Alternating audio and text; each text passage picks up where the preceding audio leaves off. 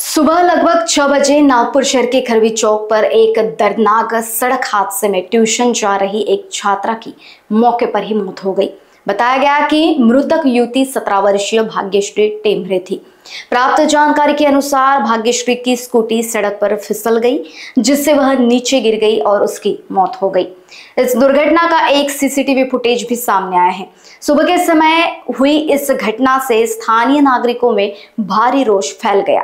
इस beach घटना की सूचना मिलते ही पुलिस उपायुक्त निकेतन कदम भी मौके पर पहुंचे। कदम ने इस बात पर जोर दिया कि जिस स्थान पर यह दुर्घटना हुई वह सड़क काफी चौड़ी है, लेकिन अतिक्रमण के कारण यह संकरी हो जाती है, जिसके परिणाम स्वरूप यहाँ अक्सर दुर्घटनाएं होती रहती है। उपायुक्त कदम ने नागरिकों को आश्वासन दिया कि ऐसी दुर्घटनाओं पर रोक लगाने के लिए वह यातायात विभाग के साथ बात करेंगे और उपाय योजनाएं जल्द ही लागू करेंगे। अंत में उपायुक्त कदम ने कहा कि आरोपी बस ड्राइवर पुलिस की गिरफ्त में है और उस पर सदोष मनुष्यवध की धाराओं में गुना दर्ज किया जाएगा। 6 वाजेच्या दरम्यान एक 17 वर्षाची मुलगी होती, ते ऍक्सिडेंट झालेला आहे आणि अनफॉर्च्युनेटली दुर्दैवाने त्या विद्यार्थिनीचा मृत्यू झालेला आहे ऍक्सिडेंट मध्ये। आणि त्यानंतर या काही गोष्टी अशा लक्षात येत आहेत की इथे रोड प्रशस्त आहेत, परंतु अतिक्रमण केल्यामुळे रोड खूप नॅरो झालेले आहेत, रुंद झालेले आहेत आणि त्यामुळे वारंवार काही ऍक्सिडेंटच्या घटना इथे होताना दिसून येत आहेत। तसेच स्थानिक नागरिकांचा असा देखील रोष आहे की इथून काही रेतीच्या टिप्पर असतील किंवा जे बोलेरो असतात त्या ओव्हरलोड करून आणि रॅश ड्रायव्हिंग करत तिथून जात असतात, त्याच्यामुळे देखील बऱ्याचदा सामान्य नागरिकांना ऍक्सिडेंट होत असतो, अपघात होत असतो। तर यामध्ये एक गोष्ट अशी लक्षात येत आहे की जी हेवी ट्रॅफिक आहे त्यांना हे जे रेसिडेन्शियल रोड आहेत, छोटे रोड आहेत, इथून प्रतिबंध करणं अत्यंत आवश्यक आहे। त्या अनुषंगाने ट्रॅफिक डिपार्टमेंट सोबत आम्ही समन्वय साधून कुठे बॅरिकेडिंग करता येईल, कुठे नाकाबंदी लावता येईल ते पॉइंट्स आम्ही आयडेंटिफाय करत आहोत।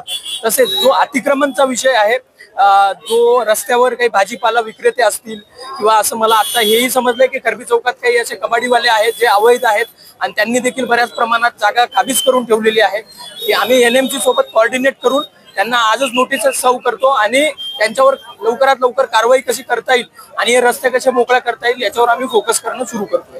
ऍक्सिडेंट झालेल्या अशा वेळेस त्या बस चालकावर कुठल्या प्रकारचा गुन्हा नोंदवण्यात येणार आहे? बस चालक जो आहे तो डिटेक्ट झालेला आहे आणि ते आपल्या ताब्यात पण आहे। त्याच्यामध्ये सदोष मनुष्यवधाचाच गुन्हा नोंदवण्यात येणार आहे आणि त्याप्रमाणे ऍक्सिडेंट झालेला आहे आणि त्यांची इथे काही फुटेजेस वगैरे अवेलेबल असतील तर त्याच्यामध्ये नक्की कशा प्रकारे ऍक्सिडेंट झाला ते देखील आम्ही बघणार आहोत आणि त्याच्यामध्ये जे सर्वात सिरियस ऑफेन्स आपण रजिस्टर करतो ऍक्सिडेंटच्या केसमध्ये तोच गुन्हा आपण दाखल करत आहोत। प्रक्रिया सुरू करण्यात आलेली आहे। जेवढे मोठे चौक आहेत किंवा पारडी म्हणा किंवा अतिक्रमणच्या विषयात सापडलेल्या त्यामुळे जनतेला त्रास होतो। काय अतिक्रमण मुक्त चौक होणार आहेत का? अतिक्रमणचा जो विषय आहे हा इंटर डिपार्टमेंटल विषय असतो।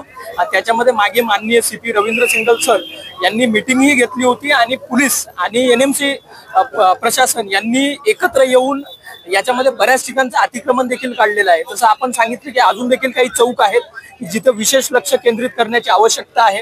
या घटनेच्या अनुषंगाने मी पुन्हा एकदा सीपी सरांना, म्युन्सिपल कमिशनर सरांना या गोष्टी निदर्शनास आणून देतो आणि इथे एक ऑल आउट एफर्ट सगळ्यांनी एकत्र येऊन इथलं अतिक्रमण काढण्याची गरज आहे हे देखील आम्ही आता प्रायोरिटीवर घेऊन त्याच्यावर काम करणं सुरू करतो।